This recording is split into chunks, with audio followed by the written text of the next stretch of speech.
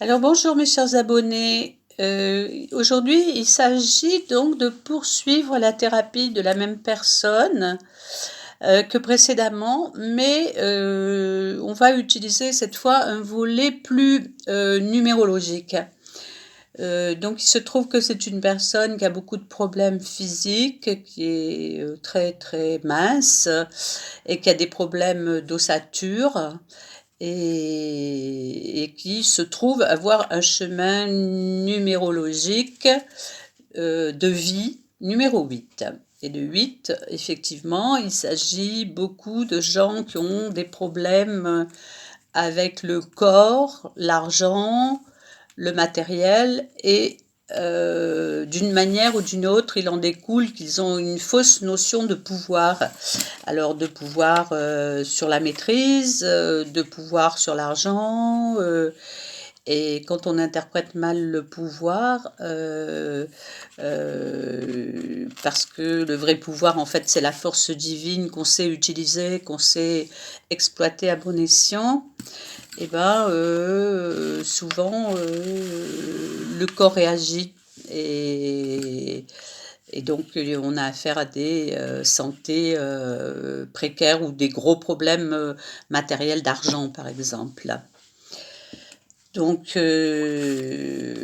voilà, c'est pour ça que ça se justifie en ce moment donc avec elle de parler de son chemin de vie.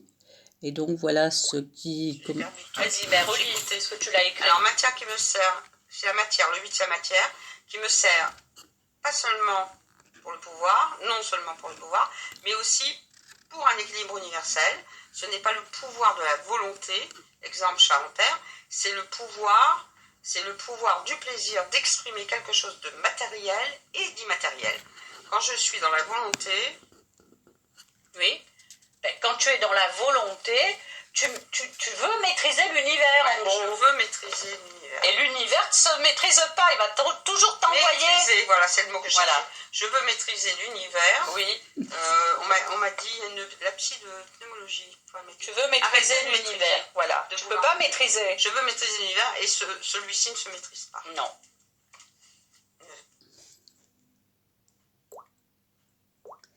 Voilà, donc nous poursuivons encore une fois avec cette idée. Alors attends, là je vais mettre aussi quand je pense le 9, tu m'as dit, c'était fort. Alors le 9, le en 9 fait, c'est son mois. Et c'est très émotionnel. Le 9, c'est le mois de septembre. Donc très fort pour une enfance. Et c'est son et premier cycle. En même temps, c'est très étendu aussi comme connaissance. Hein. Ça veut dire que c'était très dilué pour toi. C'est pour ça que et du coup, c'est difficile, à maîtriser. Voilà. Et ça, c'est pour ça. Que surtout pour un enfant. Oui, mais même maintenant encore. Ouais. Tu vois. Bref. On en est après avec le 15. Non, mais toi, tu pars trop vite, par contre. Tu enchaînes trop vite. Oui, mais parce que c'est mon idée qui va trop vite, là. Ben oui, alors, c'est comme donc, apprendre à se détacher des conditionnements, oui, des chaînes. Voilà, là, il y a eu un petit mal à suivre parce que, en fait, le problème de thyroïde qu'elle a, c'est une hyperthyroïdie. Et elle aussi veut aller très vite, mais parfois il y a des résistances, bon, à vouloir comprendre aussi la vitesse en face, qui répond à sa demande aussi parfois. Donc voilà. Et... Ouais, alors attends, là je vais mettre aussi quand je pense le 9, tu m'as dit, c'était fort pour une enfant. Oui, le 9 c'est l'amour universel. Fort pour un enfant. Et c'est très émotionnel. Très émotionnel. Donc très fort pour une enfance. Et en même temps, c'est très étendu aussi comme connaissance. Hein. Ça veut dire que c'était très dilué pour toi. C'est pour ça que et du coup, c'est difficile à maîtriser. Voilà. Et ça, c'est pour ça. Surtout pour un enfant. Oui, mais même maintenant encore. Ouais. Tu vois. Bref. On en est après avec le 15. Mais toi, tu pars trop vite, par contre. Tu enchaînes trop vite. Oui, mais parce que c'est mon idée. Alors là, donc je saute un un truc, parce que je pense qu'on avait déjà... On en est après avec le 15. Là, toi, tu pars trop vite. Eh ben, décidément... Oui, je pense que c'est mon idée qui va trop vite, là. Ben oui, alors, comme moi. Bon, je vais l'arrêter là, parce que là, il me semble que... j'arrive plus à joindre les deux... les dernières... La prochaine fois, donc, ça serait qu'est-ce qui peut me donner force, confiance,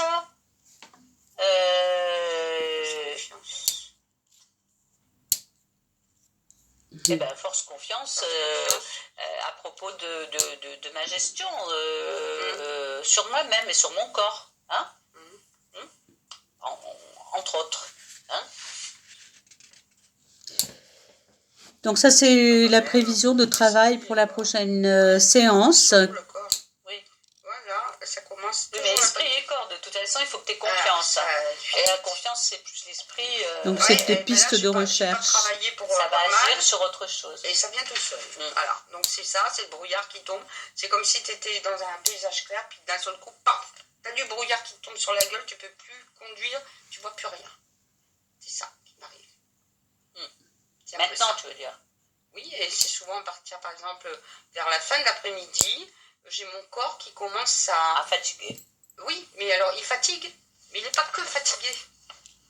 J'ai des trucs derrière, comme des influx électriques, là, des trucs, tu vois, et là, c'est pour ça que je te demandais où étaient les surrénales. Oui, mais en même temps, bon. Donc là, il se trouve que ce qu'on va essayer d'obtenir avec un travail sur les mentors pour la prochaine fois, c'est qu'est-ce qui pourrait lui ancrer cette confiance en elle et qu'est-ce qui pourrait lui redonner des ressources.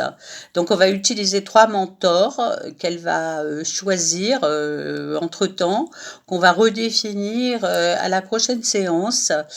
Et à ce moment-là, je referai une vidéo sur ce qu'elle obtient de mieux, de nouveau et d'ancrage positif après une séance d'ancrage avec ses mentors qu'elle va choisir. Voilà. Et ben bon, malgré des petites confusions, parce que c'est toujours un peu difficile de retranscrire ce qui a été fait en le raccourcissant, bien entendu, et pour faire comprendre qu'on peut s'aider de beaucoup de techniques, dont là c'était une aide de la numérologie, de son chemin de vie, de son enfance en numérologie aussi. Voilà, mais très succinctement, puisque en numérologie, on peut vraiment aller très très loin aussi dans une recherche personnelle. Voilà, eh bien, à la prochaine fois, mes chers abonnés.